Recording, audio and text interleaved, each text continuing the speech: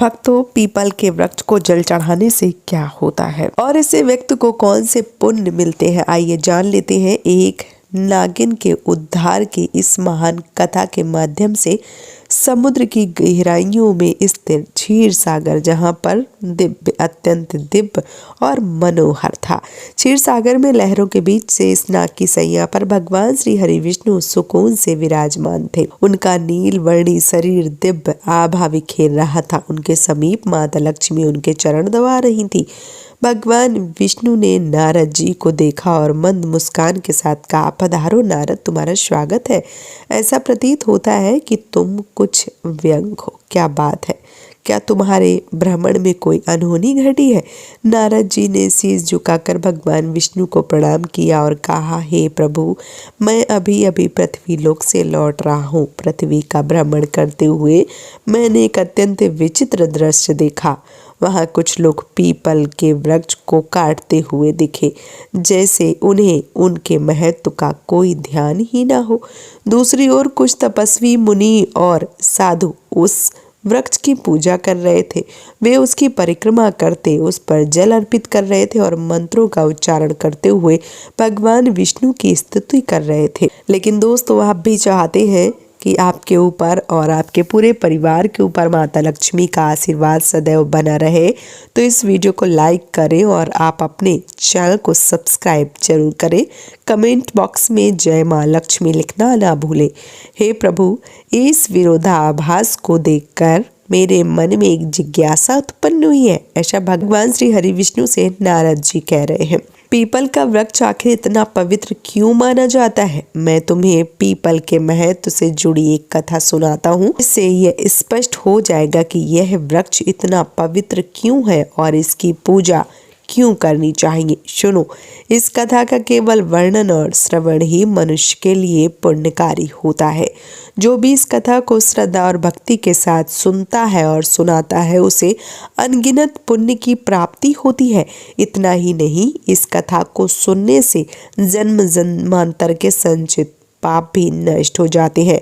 चाहे किसी भी अज्ञानवश कितना भी बड़ा पाप क्यों ना हो गया हो, इस कथा के श्रवण से उन पापों से मुक्ति मिल जाती है। तो व्यक्ति श्रद्धा से इस कथा सुनता है, उसके अपने पितरों का आशीर्वाद प्राप्त होता है। इस वृक्ष के नीचे बैठकर पूजा करने और इसकी परिक्रमा करने से अपार पुण्य की प्राप्ति होती है। इसलिए हे नारद जी, इस वृक्ष की महिमा को समझे। उसे कभी भी इसे काटने का पाप नहीं करना चाहिए, बल्कि सच्ची श्रद्धा से इसकी पूजा करनी चाहिए। उनके पूर्वज संतुष्ट होते हैं और उन्हें सुख, समृद्धि का और शांति का वरदान देते हैं। इसके फलस्वरूप पितरों के ऋण समाप्त होते हैं और उनके मार्ग में आने वाली बाधाएं दूर होती हैं। इस कथा को सुनने वाला व्यक्ति अपने घर में दुर्भाग्य, दरिद्रता और कष्टों को दूर करता है। उसके परिवार में सुख, समृद्धि और लक्ष्मी का वास होता है। उसका जीवन सदा मंगलमय रहता है। यदि किसी स्त्री पुरुष को संतान सुख की प्राप्ति में बाधा हो रही है, तो इस कथा का वर्णन कीजिए। भगवान विष्णु ने कहा, हे नारद, पूर्व काल की बात है। एक अत्यंत गरीब व्यक्ति रहता था जिसका नाम था हरिदास। हरिदास ईमानदार और परिश्रमी था, लेकिन उसका जीवन अत्यंत कठिनाइयों से भरा हुआ था। उसका परिवार बड़ा था। बूढ़े माता पिता, उसकी पत्नी गायत्री और छोटे छोटे 3 बच्चे। हरिदास दिन रात मेहनत करता, फिर भी परिवार के लिए पर्याप्त भोजन जुटाना मुश्किल हो जाता था। उसके घर में किसी भी प्रकार का धार्मिक कार्य नहीं होता था और न ही देवी देवताओं की पूजा अर्चना होती थी। हरिदास को शास्त्रों और धार्मिक महत्व के विषय में कुछ भी ज्ञान नहीं था। एक दिन हरिदास कुल्हाड़ी लिए जंगल की ओर निकल पड़ा। वह सुबह से ही जंगल के एक एक कोने में घूमता रहा, पर उसे लकड़ियों तो दूर एक भी सूखा पेड़ भी नहीं मिला। उसकी थकान बढ़ती जा रही थी। सूरज आसमान के बीचों बीच चमक रहा था और हरिदास की चिंता बढ़ती जा रही थी। अगर वहाँ आज लकड़ियाँ नहीं ला पाया तो घर का चूल्हा नहीं जलेगा। भूख प्यास से परेशान होकर वह जंगल में ही आगे बढ़ता गया। जंगल का यह हिस्सा बहुत ही डरावना था। ऊंचे ऊंचे पेड़, घड़ी, बेले और टहनियाँ इतनी घनी थीं कि सूरज की रोशनी भी मुश्किल मुश्किल से जमीन तक पहुंच पाती थी। जगह जगह सांप, बिच्छू, दूसरे खतरनाक जानवर घूमते नजर आ रहे थे, लेकिन हरिदास की मजबूरी उसे और आगे खींचे जा रही थी। काफी देर तक भटकने के बाद अचानक उसकी नजर एक बड़े और घने पेड़ पर पड़ी। यह कोई आम पेड़ नहीं था, उसके चारों ओर एक अजीब सी रोशनी फैली हुई थी। पेड़ के नीचे खड़े होकर उसने इधर उधर देखा, फिर कुल्हाड़ी उठाई। जैसे ही वार करने लगा तभी अचानक एक डरावनी आवाज गूंजी। ये आवाज किसी औरत के तने के पास से एक विशाल काले रंग का सांप प्रकट हुआ। उसकी आंखें आग की तरह जल रही थी, मानो उसके भीतर कोई ज्वाला धधक रही हो। हरिदास भयभीत होकर पीछे हट गया। सर्प धीरे धीरे उसके सामने आकर होने लगा। अब सर्प नहीं बल्कि एक सुंदर स्त्री का रूप धारण कर चुका था। यह कोई साधारण स्त्री नहीं थी, बल्कि एक नाग कन्या थी। उसका चेहरा तेजस्वी था और उसकी आंखों में अपार रहस्य से झलक रहा था। इसे काटने से तुम्हें पाप लगेगा। हरिदास की सांसें तेज हो गईं। वह भयभीत होकर कांपते स्वर में बोला, हे देवी, आप कौन है और मुझसे मनुष्य की बाड़ी में बात कैसे कर रही हो? मैंने ऐसा कुछ तो सुना भी नहीं है। कृपया मुझे बतलाइए कि आप कौन है। यह वृक्ष इतना विशेष है ना? कन्या मुस्कुराई और बोली, हे मनुष्य, मैं इस पीपल के वृक्ष की रक्षक हूँ। मेरा नाम नागनी सुरसा है। यह वृक्ष मेरे लिए बहुत ही प्रिय है, क्योंकि इसी वृक्ष में मेरा वास है और यह है, परंतु इस वृक्ष के साथ मेरा एक जुड़ाव केवल इस जन्म का नहीं, बल्कि यह एक पुरानी कथा का परिणाम है। सुनो, मैं तुम्हें अपने पूर्व जन्म की कथा सुनाती हूँ। यह कहते हुए नाग कन्या सुरसा का चेहरा गंभीर हो गया। उसकी आंखों में अतीत का एक गहरा रहस्य चमक उठा। हरिदास विषम और जिज्ञासा से उसकी ओर देखने लगा, क्योंकि यह सब उसके लिए अत्यंत अद्भुत और विचित्र था।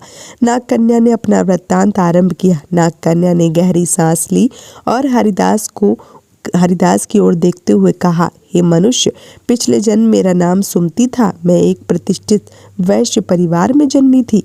मेरे पिता बहुत ही धनवान व्यापारी थे। जब मेरा विवाह हुआ तो उन्होंने बड़े धूमधाम से विवाह संपन्न किया। मेरा विवाह एक बहुत ही सज्जन, धार्मिक और ज्ञानी वैश्य पुत्र के साथ हुआ, जिसका नाम धर्मपाल था। वे अनाज के बड़े व्यापारी थे, लेकिन उनका जीवन बहुत ही सादा और कर्म धर्म में लीन रहने वाला था। लेकिन मैं उनसे बिल्कुल अलग थी। मेरा स्वभाव स्वार्थी और अहंकारी था। मुझे ना तो अपने पति के गुणों की कदर थी और ना ही धर्म कर्म में कोई रुचि थी। मैं देवी देवताओं की पूजा को व्यर्थ समझती थी और मेरा मन केवल सांसारिक सुखों और धन दौलत में ही लगा रहता था। मेरे पति हमेशा समझाते कि हमें जीवन में अच्छे कर्म करने चाहिए, देवी देवताओं की पूजा करनी चाहिए, लेकिन मैंने उनकी बातों को हंसी में टाल दिया। हमारे गांव के पास एक मुनि का आश्रम था, जो बहुत ही शांत, पवित्र और प्रकृति की गोद में बसा हुआ था। वहाँ का वातावरण इतना निर्मल और दिव्य था कि वहाँ पहुँचते ही मन को असीम शांति का अनुभव होता था। मुनि ने अपने आश्रम के आंगन में एक छोटा सा पीपल का पेड़ लगाया था। गांव के लोग वहाँ रोज पूजा करने आते, पीपल के चारों ओर दीप जलाते, जल चढ़ाते और उनकी परिक्रमा करते। उनका विश्वास था कि इस वृक्ष में स्वयं भगवान विष्णु का वास है और उनकी पूजा करने से पितृ प्रसन्न होते हैं। लोगों की अपार श्रद्धा और भक्ति से यह वृक्ष बहुत ही कम समय में विशाल हो गया था। एक दिन की बात है, मैं उसी आश्रम से गुजर रही थी। मैंने देखा कि एक ब्राह्मण अत्यंत श्रद्धा से उस पीपल वृक्ष की पूजा कर रहा है। वह वृक्ष के तले जल चढ़ा रहा था और मंत्रोच्चार कर रहा था। यह दृश्य देखकर मैं ठहाका मारकर हंसने लगी और कटु स्वर में कहा, अरे ब्राह्मण, तुम मूर्खों की तरह इस वृक्ष की पूजा क्यों कर रहे हो? यह तो केवल एक वृक्ष है, न फल देता है न फूल देता है। यह पेड़ किसी काम का तो है नहीं, व्यर्थ का है। पूजा का कोई लाभ नहीं होगा। मेरे शब्द सुनकर वह ब्राह्मण अत्यंत शांत स्वर में मेरी ओर देखता रह गया। वह गंभीर स्वर में बोला, हे देवी, तुम्हारा अज्ञान ही तुम्हारे इस व्यवहार का कारण है। क्या तुम्हें ज्ञात नहीं कि यह पीपल का वृक्ष नहीं, इस वृक्ष में स्वयं भगवान विष्णु का वास होता है। यह वृक्ष जीवित और अत्यंत पवित्र है। इसकी पूजा करने से भगवान विष्णु प्रसन्न होते हैं। इसके तले जल चढ़ाने से पितरों का आशीर्वाद प्राप्त होता है। अनेक जन्मों के पाप और वृक्ष की पूजा से जो समृद्धि है वो प्राप्त होती है। यह वृक्ष मानव जीवन के लिए वरदान स्वरूप है। उस ब्राह्मण की बातों में मेरे अहंकार को और भड़का दिया। मैंने कटु शब्दों में उसका और उपहास किया। मैं क्रोध में आकर उस वृक्ष के पास पहुंची और व्यंग पूर्ण स्वर में कहा, देखते हैं तुम्हारा वृक्ष कितना महान है। यह कहकर मैंने आवेश में आकर पीपल के वृक्ष को लात मार दी। जैसे ही मेरी लात उस वृक्ष को लगी, उसी क्षण एक विचित्र घटना घटी। मेरे पैरों से लेकर शरीर के अन्य अंगों में जलन होने लगी। वह जलन असहनीय थी। मैंने देखा कि मेरे शरीर में परिवर्तन हो रहा है। धीरे धीरे मेरा रूप बदलने लगा। मेरी त्वचा काली पड़ने लगी और देखते देखते मैं भयानक सर्पनी में परिवर्तित हो गई। नागनी का रूप धारण करके मैं वहीं चीखने चिल्लाने लगी। मेरी चीख पुकार सुनकर आश्रम में मुनि आ गए। मैंने उनके चरणों में गिरकर और रोते हुए अपनी व्यथा कही। मैंने उनसे विनती की कि मुझे अपनी शरण में मुक्ति दिलाइए। मुनि गंभीर स्वर में बोले, तुमने घोर पाप किया है। पीपल के वृक्ष को अपवित्र करना और उसका अपमान करना भगवान विष्णु का अपमान है। तुम्हें तुम्हारे कर्मों का दंड मिला है। फिर मैंने कांपते हुए हाथ जोड़कर मुनि से प्रार्थना की, प्रभु कृपया मुझे क्षमा कर दें और मुझे इस श्राप से मुक्ति का उपाय बताएं। मैं अपने पापों के लिए पश्चाताप करना चाहती हूँ।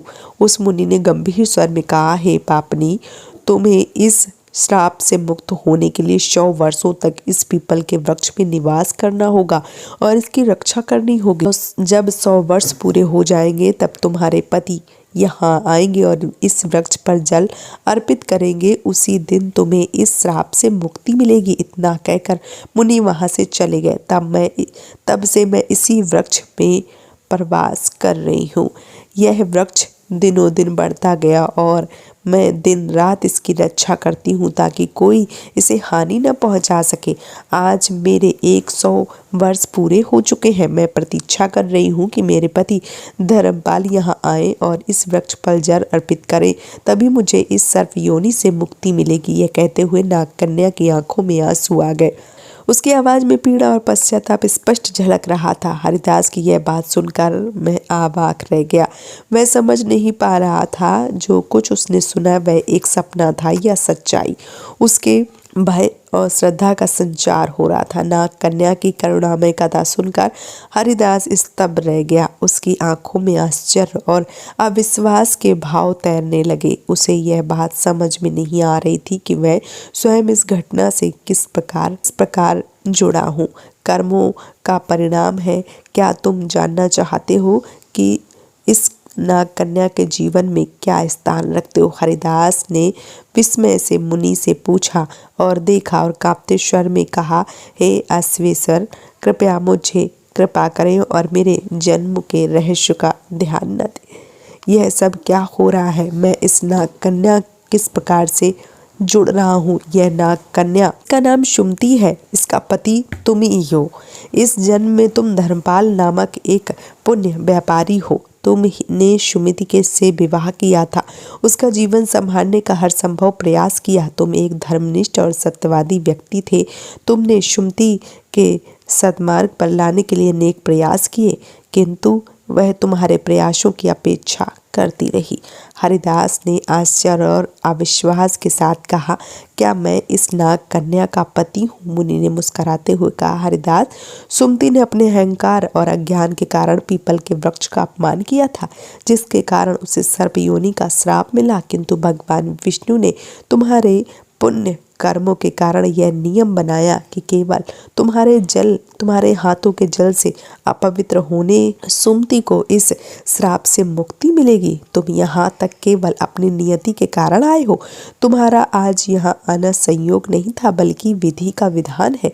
सुमति जो अब चुपचाप खड़ी थी, मुनि की बात सुनकर हरिदास के चरणों में गिर पड़ी। उसकी आंखों में आंसू की धार बहने लगी। वह कांपते स्वर में बोली, हे स्वामी, मैं अपने पूर्व जन्म के पापों के लिए आपसे क्षमा मांगती हूँ। मेरे अहंकार और अज्ञान के कारण मैंने आपको दुख पहुँचाया और इस पीपल वृक्ष का अपमान किया, किंतु आज मैं आपसे एक बार प्रार्थना करती हूँ, कृपया इस पवित्र वृक्ष पर जल अर्पित करें, मुझे इस श्राप से मुक्त करें। हरिदास की आंखों में करुणा भर आई। उस नागकन्या के प्रति कोई क्रोध या घृणा नहीं दिखाई दी, बल्कि उसने हृदय से और श्रद्धा सहानुभूति का भाव जाग उठा। हरिदास ने मुनि की ओर देखा और श्रद्धा से कहा, हे अश्वेश्वर, कृपा करके मुझे बतलाइए कि इस पुण्य से मैं कैसे पूरा करूं। मुनि ने प्रेम पूर्वक कहा कि फिर विशाल पीपल वृक्ष की ओर इशारा करते हुए कहा, वत्स, इस वृक्ष के पास जाओ, श्रद्धा से जल अर्पित करो और भगवान विष्णु का स्मरण करो। ऐसा करने से तुम्हारे पूर्व जन्म के बंधन समाप्त होंगे और सुमति को भी मुक्ति मिल जाएगी।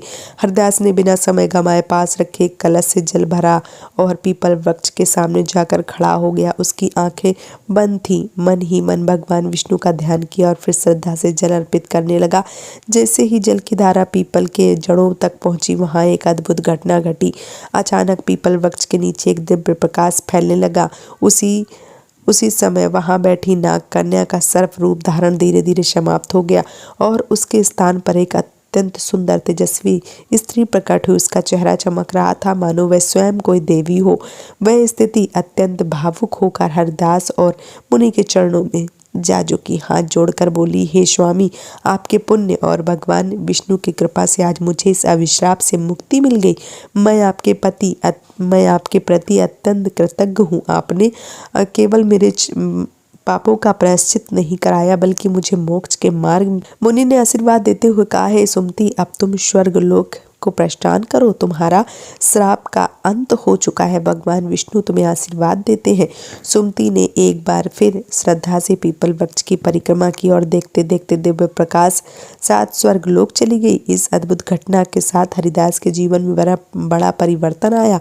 उसने पीपल के वृक्ष के बाद दीक्षांत, संतुष्ट और ईश्वर भक्ति में वो लीन हो गया। वह जान गया था कि पवित्र वृक्षों का सम्मान, देवताओं का स्मरण करने से जीवन सफल बनता है। भगवान विष्णु ने पीपल वृक्ष के महत्व की कथा की समाप्ति की। उनके मुख पर करुणा और दिव्यता का तेज झलक रहा था। देवर्षि नारद जी अत्यंत भाव विभोर होकर बैठे थे। उन्होंने भगवान विष्णु की स्तुति करते हुए कहा, हे प्रभु, आपने पीपल वृक्ष की महिमा और ये कथा सुनाकर मेरी जिज्ञासा को शांत कर दिया। मैं धन्य हो गया। यह कथा में यह स्पष्ट है कि मनुष्य अपने अज्ञात और अहंकार के कारण पाप के मार्ग पर चलता है, किंतु आपकी कृपा से उसका उद्धार संभव है। यह वृक्ष न केवल सृष्टि का जीवन है, इसकी जड़ स्वयं मैं निवास करता हूँ। तने में भगवान शिव का वास होता है और शिखाओं में ब्रह्मा जी। इस वृक्ष की पूजा करने से मनुष्य देव का आशीर्वाद प्राप्त होता है। जो भी इस कथा को श्रद्धा से सुनेगा, सुनाएगा अथवा पीपल के वृक्ष की पूजा करेगा, मैं उन लोगों को यह बताऊंगा कि पीपल का वृक्ष का अपमान नहीं करना चाहिए। इसकी पूजा करने से आपके संदिग्ध प्राप्त कर सकते हैं। तो दोस्तों, इस प्रकार से भगवान विष्णु ने नारद जी को पीपल वृक्ष की महिमा सुनाई। अगर आपको यह जानकारी पसंद आई है तो इस वीडियो को लाइक करें और आप कमेंट बॉक्स में सच्चे मन से जय माँ लक्ष्मी ज़रूर लिखें। आखिरी तक जुड़ने के लिए आप सबका धन्यवाद दोस्तों। राधे राधे।